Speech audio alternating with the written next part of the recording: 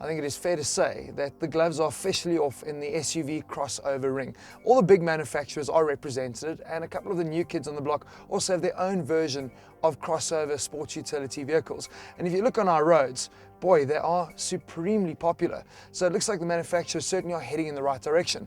My question though is, where did the crossover whole phase actually start?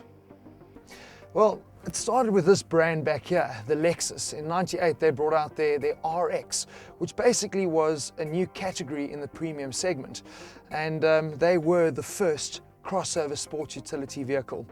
In 2003, they brought out the second generation RX, this time taking technology one step further, bringing you the first crossover with hybrid capabilities.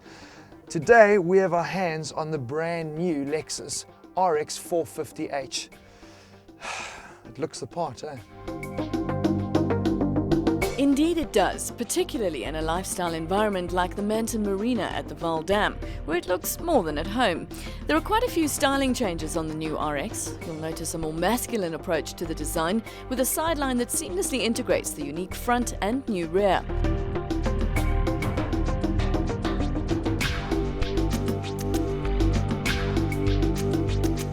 It's wider, longer and slightly taller than its predecessor,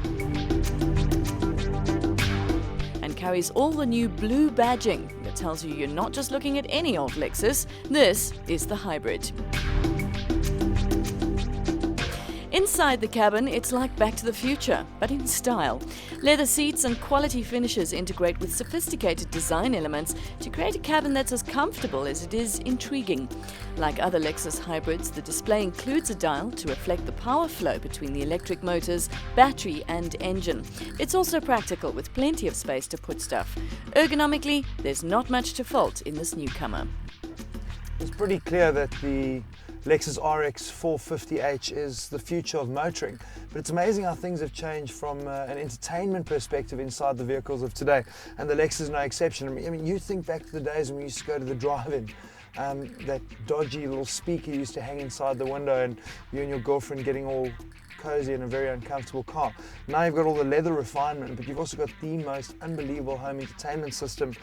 You really don't need a drive-in anymore because you are driving in the drive-in, I guess. So I'm going to kick back. I unfortunately don't have any popcorn, but I do have the most unbelievable DVD. Pearl Harbor in absolute surround, supreme sound.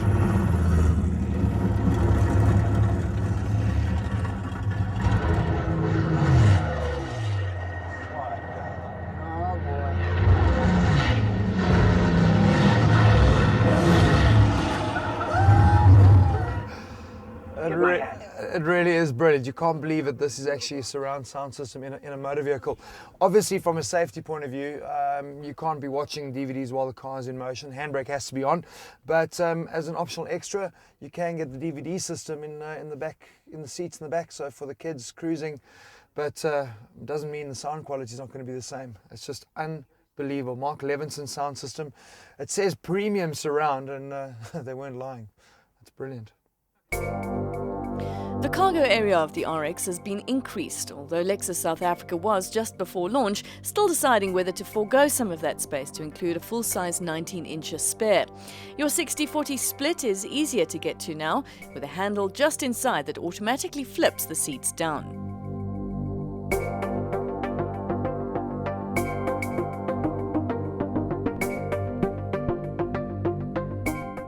Now I wonder if the L on the Lexus badge actually stands for luxury. It certainly feels like it. You get inside this cabin and it just jumps out and screams refinement and luxury and all the good things. Put that seatbelt in, power button pushed, the steering wheel comes to you, the seat slides into your optimum driving position, and the real scary bit is that the car is actually on. There's a green light flashing now and it says to me, ready. You think I'm kidding? Let's drop the window. You don't hear anything. Quite strange, really. Is the car on? You're damn right it is. Quiet. Silence. Wow. That is hybrid technology at its best.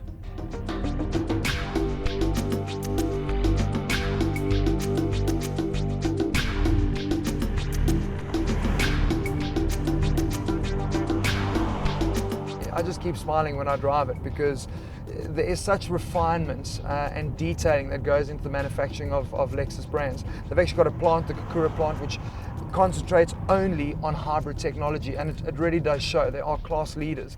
When you drive this, you've got a 3.5 litre petrol engine that is pushing out 183 odd kilowatts. You've then got 2 electric motors pushing out 150 odd or 120 odd on the front, and I think about 50 odd on the back. And these just work seamlessly. So when you're doing low speeds, in traffic, urban driving, it's powered by electric.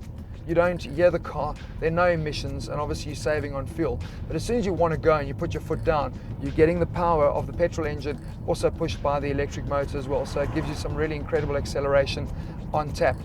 If you are familiar with the Lexus brand, one thing you are going to notice is they've changed their sat-nav and instrumentation system from a touchscreen to their own version of, I don't know, the iDrive. And I must admit, I think they were a bit skeptical about it as well, but it really does work.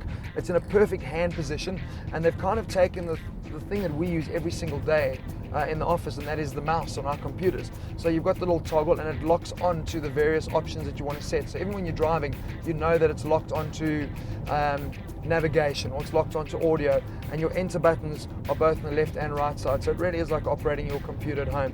Very, very simple. Another important change for Lexus, the previous RX was in permanent 4x4 mode, and they've done away with that now. They've actually got an active torque system, which basically generates power to whichever wheel needs it most. So it can go from 50-50 split to 100 front, 0 back, whatever, and that really is determined by road surface and by driving dynamics. So that's quite a big change for them. And if you are in the 350 RX, you then have diff lock, which is quite a nice feature to have. It makes it more serious, I guess, from an off-road point of view. They've also cut away quite dramatically the front end and the back. So your approach to obstacles is pretty impressive in the new Lexus RX. But whether you're going to be using it off-road, who knows? Who cares? But you can. We've been told by market research that 70% of RX owners are actually male, aged between 39 and 45, and geared towards family. I find that really hard to believe looking at the old generation RX. But the new one, with the new front end, the new front bumper, the more aggressive lights, the wider track, the 19-inch wheels, the chrome detailing, it just looks a lot more aggressive, and certainly a car that I would like to get in as a male. I think with a new look RX, you're going to be seeing a lot more guys actually driving it as opposed to buying it for their wives. The hybrid option, fantastic, because it really shows as a family man you're caring about the future and the environment. This is, for me, the quintessential crossover, really, because everything Lexus promises, refinement, sophistication, is here in this car.